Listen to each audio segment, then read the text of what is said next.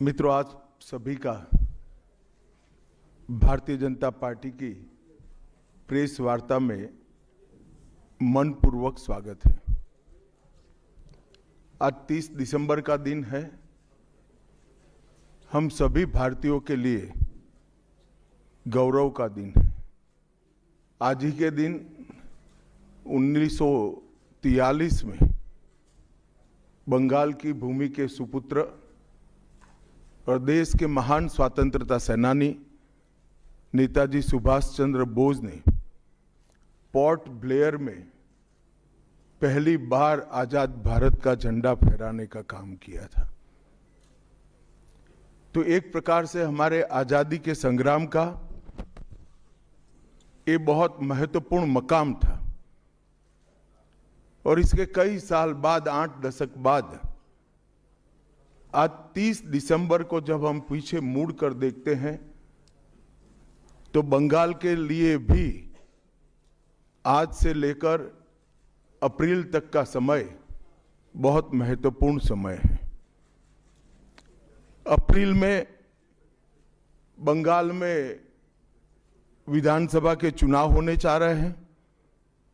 भय, भ्रष्टाचार, कुशासन और घुसपैठ की जगह विरासत, विकास और गरीब कल्याण की एक मजबूत सरकार बनाने का बंगाल की जनता का संकल्प बंगाल में जहां पर भी जाते हैं वहां दिखाई पड़ता है।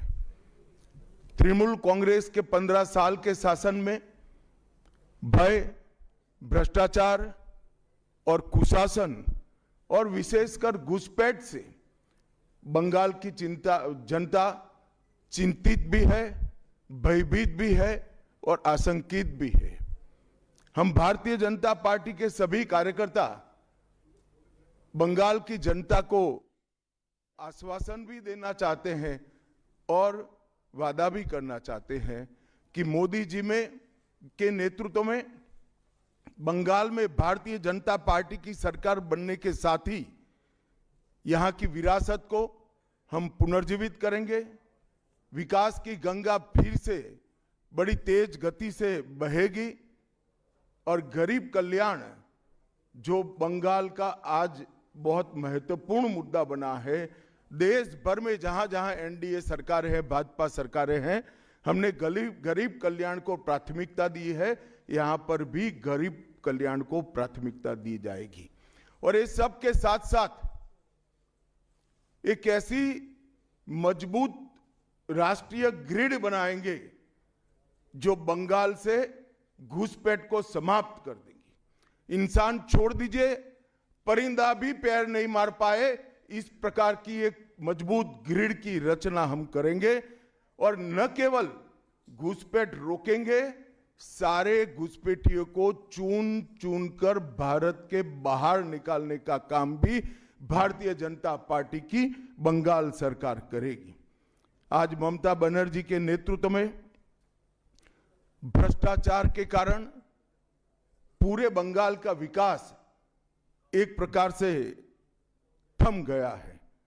मोदी जी की सारी लाभकारी योजनाएं जो पूरे देश में गरीबी का उन्मूलन कर रही है, यहां पर टोल सिंडिकेट के भेंट चढ़ चुकी हैं और हर योजना डेड एंड पर पहुंच चुकी है। 14 सालों से भय और भ्रष्टाचार ये बंगाल का पहचान बना हुआ है। बीजेपी सरकार का संकल्प 15 अप्रैल 2026 के बाद जब भाजपा सरकार बनेगी, बंग गौरव, बंग संस्कृति, उसके पुनर्जागरण की हम फिर से शुरुआत करेंगे। और विवेकानंद जी, बंकिम बाबू और गुरुवर टैगोर और श्यामा प्रसाद मुखर्जी के स्वप्न का बंगाल बनाने का हम फिर से एक बार प्रयास करेंगे। और आज मैं फिर से एक बार कहना चाहता हूं, भारतीय जनता पार्टी के लिए ये बंग भूमि बहुत पवित्र और बहुत मायने रखने वाली है, क्योंकि हमारी स्थापना भारतीय जनता पार्टी की स्थापना, भारतीय जनसंघ की स्थापना यही बंग भूमि के बड़े नेता श्यामा प्रसाद मुखर्जी ने की है। भारतीय जनता पार्टी की स्थापना से स्वामी विवेकानंद और बंकिम चंद्र चट्टोपाध्याय, इनका अनुकरण भारतीय जनता पार्टी ने अपने सभी सिद्धांतों के अंदर किया है। मित्रों, आज जब मैं कह रहा हूं कि इस बार 26 के बंगाल के विधानसभा चुनाव में बंगाल में हमारी सरकार बनेगी, इसका मजबूत आधार भी भारतीय जनता पार्टी के पास है। मैं आपको 2014 से 2024 तक के चुनाव के यात्रा के परिणामों को बताना चाहता हूं। 2014 के लोकसभा चुनाव में हमें 17% वोट मिले थे और 2 सीटें मिली। मेरी बात जरा सभी पत्रकार बंधु ध्यान से सुने। 2014 के चुनाव में हमें 17% वोट और 2 सीट मिले थे। 2016 के विधानसभा चुनाव में हमें 10% वोट मिले और विधानसभा की केवल 3 सीटें मिली थी। फिर 14 से 19 के बाद 19 के लोकसभा चुनाव में हमें 41% वोट मिले और 18 सीटें मिली। और 21 के विधानसभा चुनाव में हमें 38 वोट मिले और 77 सीटें मिली। ये बहुत बड़ा अंतर है। जिस पार्टी को केवल 3 सीट मिले थे, वो पार्टी 5 साल के ही अंतराल में 77 सीट प्राप्त करी। और इसका नतीजा देखिए, कांग्रेस, जिसकी एक प्रकार से स्थापना ही बंगाल से शुरू हुई, वो कांग्रेस पार्टी बिग जीरो पर पहुंच गई। और 34 साल तक शासन करने वाला कम्युनिस्ट गठबंधन भी एक भी सीट प्राप्त नहीं कर पाया और हमने मुख्य विपक्ष का स्थान प्राप्त किया। आज शुभेंदु जी मेरे साथ यहां पर बैठे हैं, वो हमारे प्रतिपक्ष के नेता हैं। 24 के चुनाव में भी हमने 39% वोट प्राप्त किया, 12% सीट प्राप्त की, 12 सीटें प्राप्त की। और 26 में हम निश्चित रूप से प्रचंड बहुमत के साथ भारतीय जनता पार्टी की सरकार बनाने वाले हैं।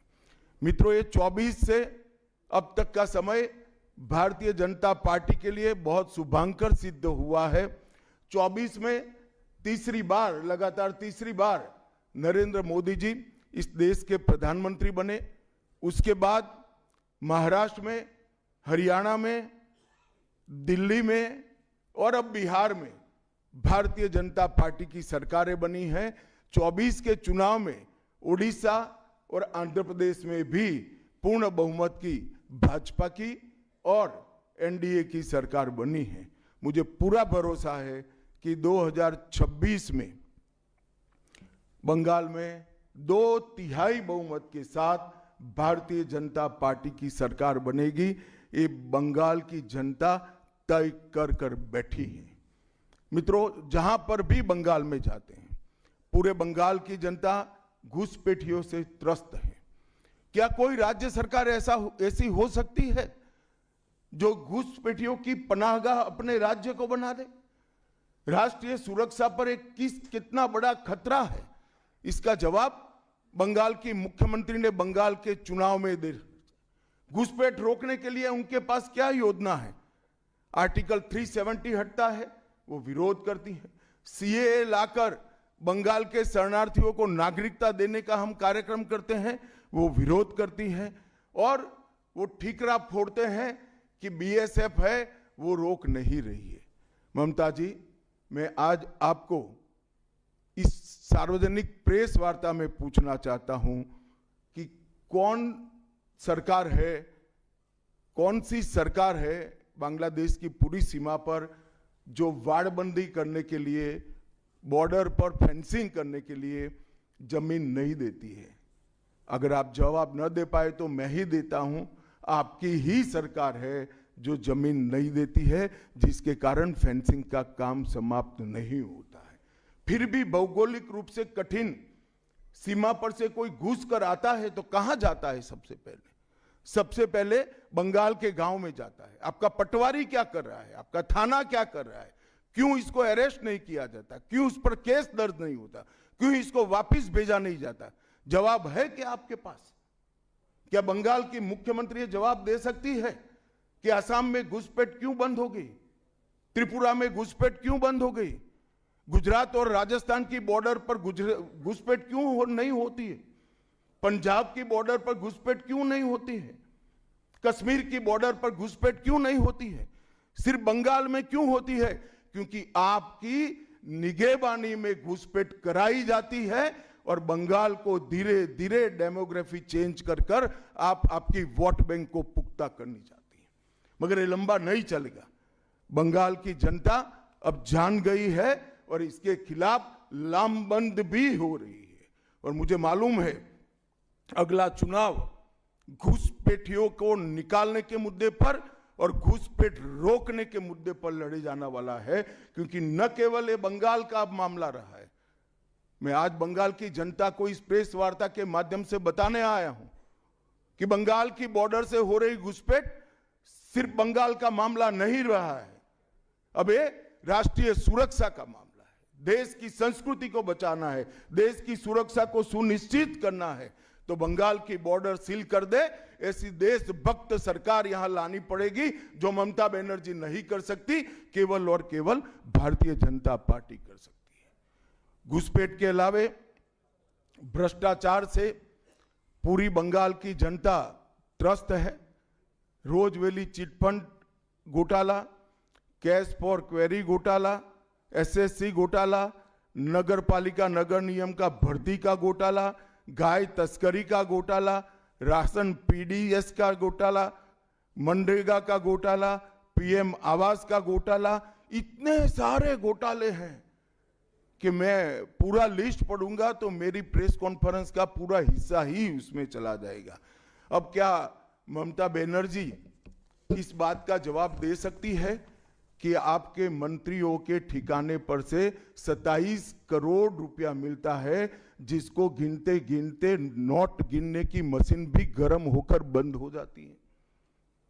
बंगाल जैसे गरीब राज्य के अंदर 27 करोड़, 20 करोड़, 15 करोड़ ये राशि मिल रही है, आपकी कोई अकाउंटेबिलिटी नहीं है। पार्थो चैटर्जी जेल में जाते हैं, ज्योति प्रिय मलिक जेल में जाते हैं, अनुव्रत मंडल जेल में जाते हैं, जीवन कृष्ण शाह जेल में जाते हैं, माणिक भट्टाचार्य जेल में जाते हैं, चंद्रनाथ सिन्हा जेल में जाते हैं, परेश पाल जेल में जाते हैं, कुंतल घोष जेल में जाते हैं, फिरहाद हकीम वो भी आरोपी बनाए जाते हैं, शोभन चैटर्जी आरोपी बनाए जाते हैं, कुणाल घोष 3 साल जेल में रहकर आते हैं, और आप कहती है कि भ्रष्टाचार नहीं हो गया, हो रहा है। आप आंख मूंद लिए ही हो भ्रष्टाचार के लिए, मगर बंगाल की जनता अपनी आंख बंद कर कर नहीं बैठी है। गरीब बंगाल की जनता के अधिकार का पैसा आपकी कैडर की भेंट चढ़ रहा है, आपको इसको जवाब देना पड़ेगा। महिलाओं की सुरक्षा एक बहुत बड़ा मुद्दा बना है और अधिकृत रूप से कहा जाता है कि महिलाएं 7 बजे के बाद अपने हॉस्टल और घर से न निकले। हम कौन से जमाने में जी रहे? मुगल काल में जी रहे हैं क्या? ममता जी, ये आजाद भारत, यहां माताओं बहनों को पूरा दिन जब इनकी मर्जी हो, जब इनको काम हो, घर के बाहर निकलने की सुरक्षा प्रदान करना ये हमारा संवैधानिक दायित्व है, जो देने में आपकी सरकार विफल गई है। आरजी कर मेडिकल कॉलेज का मामला हो, संदेश खाली का मामला हो, दुर्गापुर मेडिकल कॉलेज का मामला हो, साउथ कॉलेज लॉ कॉलेज का मामला हो, हर जगह बेटियां असुरक्षित हैं और ढेर सारे लोग और ढेर सारी माताएं बहनें ये अत्याचार से तंग आ चुकी है, असुरक्षा से तंग आ चुकी है। वो भी राह देख रही है कि कब वोट देने का अधिकार आए और हम ये निकम्मी तृणमूल कांग्रेस की सरकार को हटा दें। सांप्रदायिक तुष्टीकरण को इस राज्य सरकार ने अपनी नीति के रूप में स्वीकार कर लिया है। अब मरहम लगाने का प्रयास हो रहा है, मैं सुबह से देख रहा हूं, मगर अब मरहम लगाने से कुछ नहीं होता है। हृदय पर, बंगाल की हिंदुओं के हृदय पर घाव इतना गहरा बैठ गया है कि कोई मरहम काम नहीं आएगा।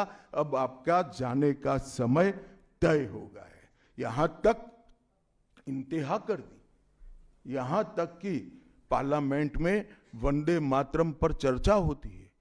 बंकिम बाबू ने रचे हुए वंदे मातरम पर चर्चा हुई, जो गीत पूरे हमारे आजादी के आंदोलन का प्रेरणा गीत बना, वो वंदे मातरम की चर्चा का तृणमूल कांग्रेस विरोध कर रही है, क्योंकि उनकी वोट बैंक इससे नाराज हो रही है।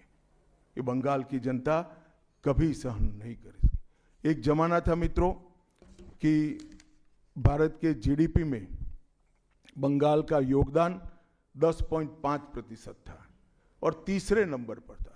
जीडीपी में योगदान की दृष्टि से हमारा बंगाल तीसरे नंबर पर था।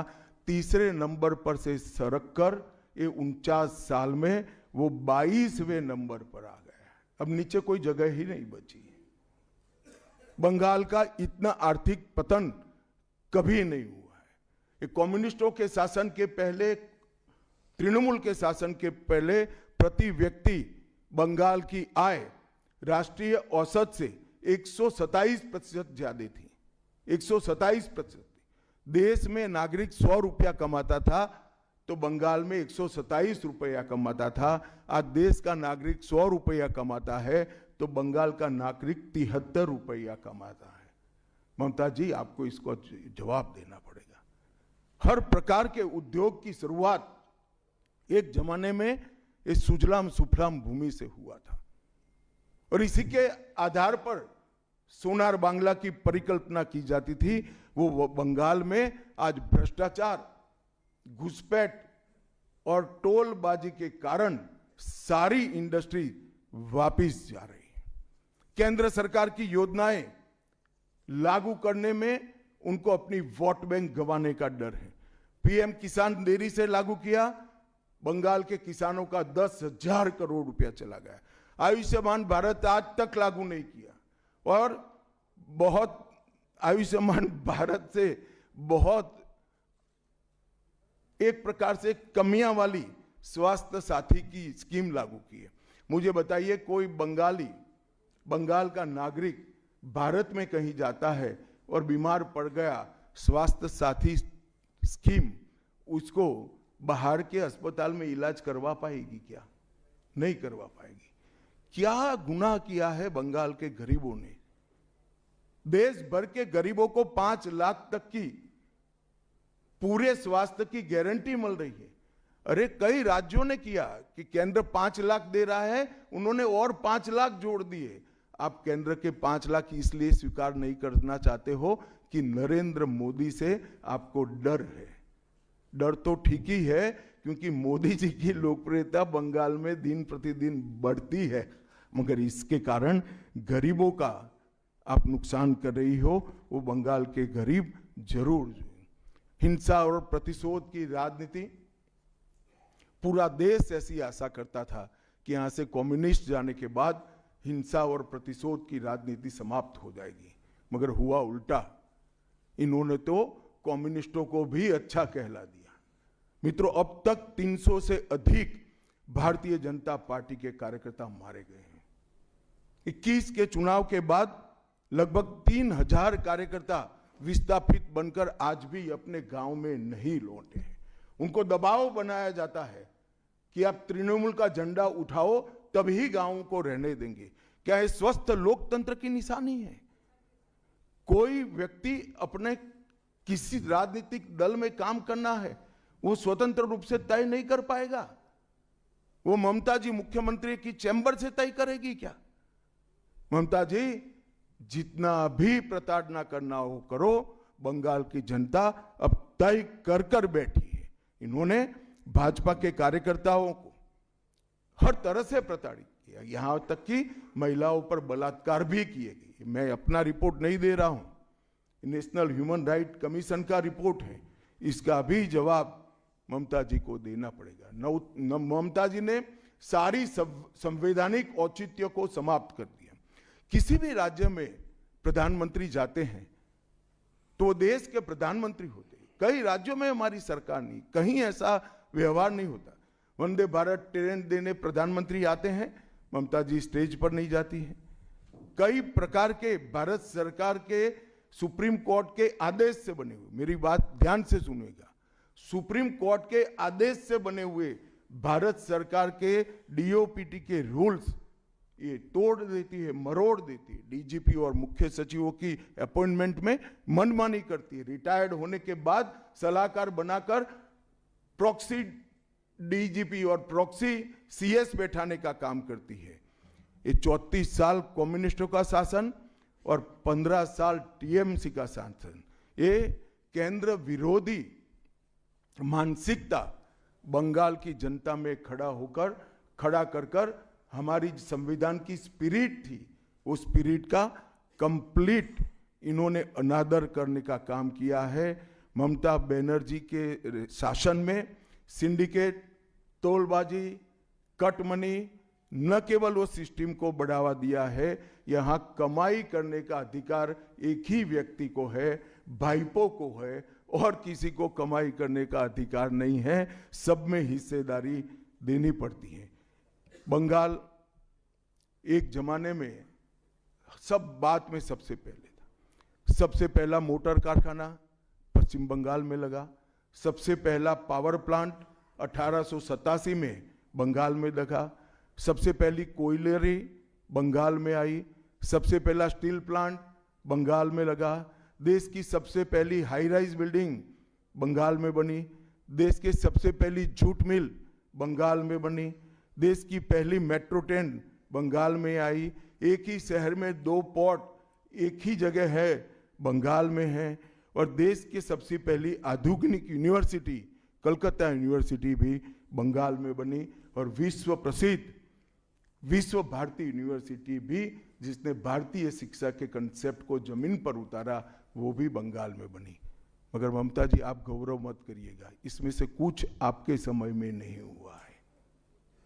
ये जो करने वाले थे, उनके पूरे रिदम को, इनकी लय को, बंगाल की विकास की गति को तोड़ने का आप काम करें। बंगाल आज इंडस्ट्रियल रूप से कंप्लीटली बर्बाद हो चुका है, और ये आपके शासन में ही हुआ है। आधा अधूरा तो कम्युनिस्ट बेचारे कर गए थे, आपने तो पूरा ही समाप्त कर दिया। सिंडिकेट राज, तालेबाजी, शत्रुतापूर्ण माहौल, इसके कारण 2011 से 25 के बीच में 7000 से ज्यादा कंपनियां बंगाल छोड़कर बंगाल के बाहर चली गई।